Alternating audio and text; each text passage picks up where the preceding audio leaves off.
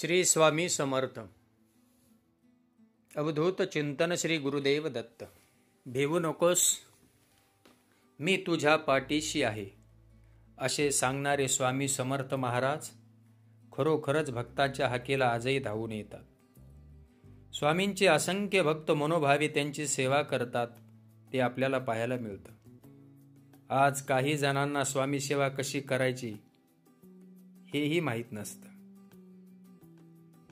जे स्वामी सेवेत नव्याने जोडणारे भक्त असतात त्यांना देखील सेवा कुठून सुरू करावी, स्वामींचा मंत्र पठणाचे फायदे काय, त्याची माहिती नसते. त्यामुळे आज आपण स्वामींचा नामजप कसा व केव्हा करावा हे जाणून घेणार आहोत. अशक्य ही शक्य करतील स्वामी, या एका वाक्याने मनाला कितीतरी धीर येतो. भक्तांचे मनोबल वाढण्यासाठी स्वामींचे हे एक वाक्यच पुरेसं असतं. स्वामी सेवा करणाऱ्या प्रत्येकाला तारक मंत्राचे आणि स्वामीनाम जपाचे महत्त्व माहीत असते. स्वामी सेवा ही अत्यंत साधी सोपी आहे.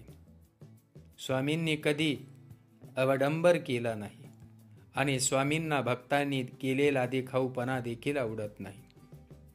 त्यामुळे कोणत्याही प्रकारची स्वामी सेवा करताना ती शुद्ध मनाने व पवित्र भावनेने करावी. स्वामी नक्की कृपा करतात. काही नवीन स्वामी भक्तांना नामजप कसा करावा, त्याचे महत्त्व काय आहे याची कल्पना नाही, याची माहिती नसते. स्वामींच्या नामजपाच्या माळा जेव्हा तुम्ही करू लागला तेव्हा आपसुकच तुम्ही आध्यात्मिक मार्गावर चालू लागता. आजूबाजूला सकारात्मक वातावरण तयार होते. मनातील निगेटिव्ह विचार संपतात आणि पॉझिटिव्ह ऊर्जा संचारते. यशाचे नवे मार्ग खुलू लागतात. तुमचे प्रारब्धाचे कर्म यामुळे नाहीसे होतात. पापाचा नाश होऊ लागतो. त्यामुळे आयुष्यातील अडचणी देखील हळूहळू कमी व्हायला सुरुवात होते. सर्वात महत्त्वाचे म्हणजे स्वामी कृपा मिळते. आज आपण स्वामी नाम जप कसा व केव्हा करावा, याचे फायदे काय आहेत या सर्वांची माहिती घेऊया. स्वामींचे नाव घेण्यासाठी फार काही नियम नाहीयेत.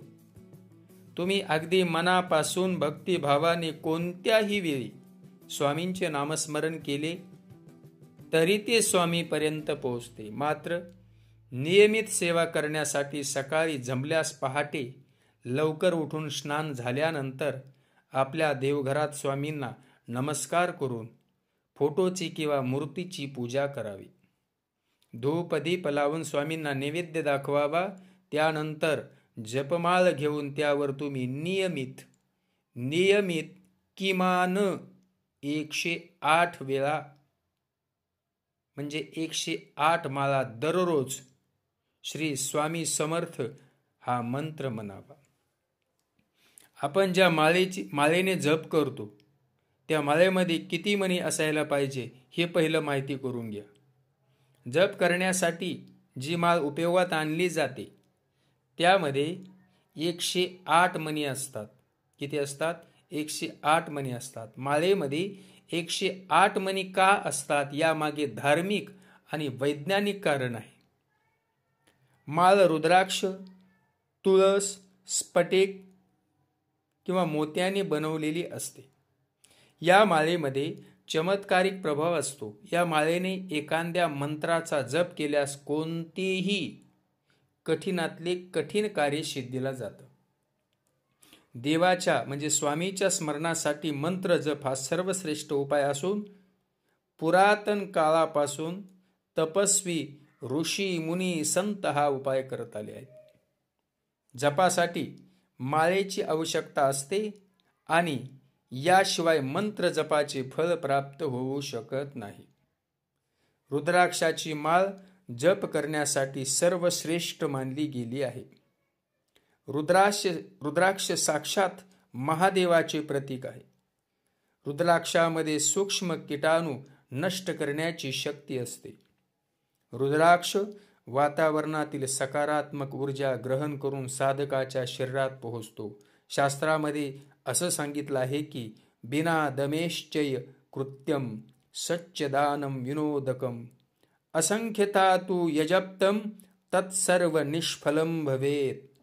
अर्थात देवाच्या पूजेसाठी आसन खूप महत्वाचं आहे. त्यानंतर दान पुण्य आवश्यक आहे.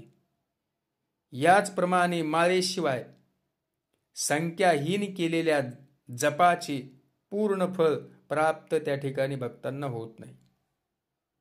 त्यामुळे स्वामी जप करताना माळ आवश्यक आहे. जप निश्चित केलेल्या संख्येच्या आधारावरच करणं योग्य राहतं. त्यासाठी माळेचाच उपयोग केला जातो किंवा करावा. आता या ठिकाणी पुढे आपण जाणून घेऊया वेगवेगळे कारण या आधारावर माळेमध्ये 108 मणी का असतात, का ठेवले जातात. माळेमध्ये 108 मणी का असतात यासंबंधी शास्त्रामध्ये अनेक कारणं सांगितलेली आहेत. षटशतानि दिव्यरात्रुः सहस्रानेकं विशन्ति एतत् सांख्यांतितं मंत्रम जीवो जपति सर्वदा. या श्लोकानुसार एक सामान्य पूर्ण रूपाने स्वस्थ व्यक्ती दिवसभरात जेवढ्या वेळेस श्वास घेतो त्याच्यातील माळेच्या मण्याची संख्या 108चा त्या ठिकाणी संबंध जोडलेला आहे. एक सामान्यतः 24 तासामध्ये व्यक्ती 21,600 वेळेस श्वास घेतो.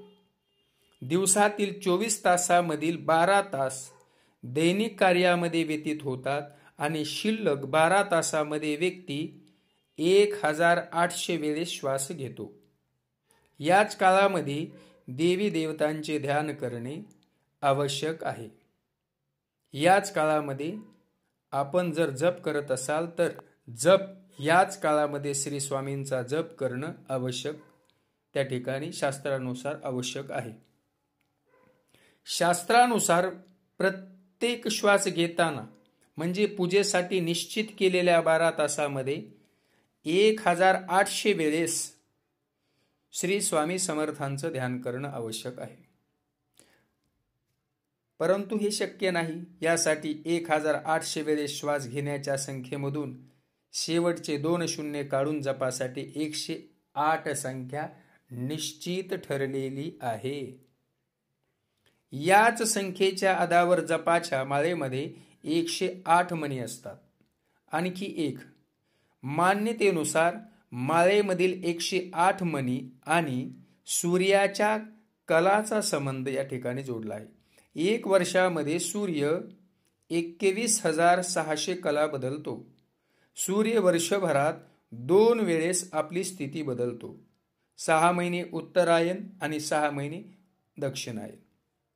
अशा प्रकारे सूर्य 6 महिन्यातील एका स्थितीमध्ये 1,800 वेळेस कला बदलतो. याच 1,800 संख्येमधील शेवटचे 2 शून्य काढून माळेमध्ये 108 मण्याची संख्या त्या ठिकाणी निश्चित केलेली असावी. आता माळेचा एक मणी सूर्याच्या कलेचे प्रतीक त्या ठिकाणी आहे. सूर्य एक मात्र साक्षात दिसणारी देवता आहे बरं का. आता ज्योतिषशास्त्रानुसार ब्रह्मांडाला 12 भागामध्ये विभाजित केलं गेलंय. या 12 भागाचे 12 राशी, त्या राशीचे नाव आहे का मेष, वृषभ, मिथुन, कर्क, सिंह, कन्या, तूळ, वृश्चिक, धनु, मकर, कुंभ आणि मीन. या 12 राशीमध्ये 9 ग्रह सूर्य, चंद्र, मंगळ, बुध, गुरु, शुक्र, शनी, राहू आणि केतू त्या ठिकाणी विचरण करतात. या 9 ग्रहाच्या संख्येचा गुणाकार 12 राशीशी केला तर 108 संख्या प्राप्त होते. माळेमधील मोत्याची 108 संख्या संपूर्ण ब्रह्मांडाचे प्रतिनिधित्व करतं. आणखी एक मान्यतेनुसार ऋषी मुनींनी माळेमध्ये 108 मणी ठेवण्याच्या मागे ज्योतिषीय कारण सांगितलं आहे. शास्त्रानुसार एकूण 27 नक्षत्र आहेत. प्रत्येक नक्षत्राचे 4 चरण असतात आणि 27 नक्षत्राचे एकूण 108 चरण असतात. माळेचा एक एक मोती नक्षत्राचं एक एक चरणाचे प्रतिनिधित्व करतो. म्हणून 108 हा अंक पार केला की जपमाळेत एक मेरुमणी असतो. तो 108 अंक पूर्ण झाल्याची सूचना हाताला होते. त्यामुळे नेहमी श्री स्वामी समर्थ महाराजांचा जप करत असताना 108 मण्याच्या माळेचा जप करण्याची प्रथा आहे. त्यामुळे जपमाळ 108 मण्याचीच असली पाहिजे. श्री स्वामी समर्थ.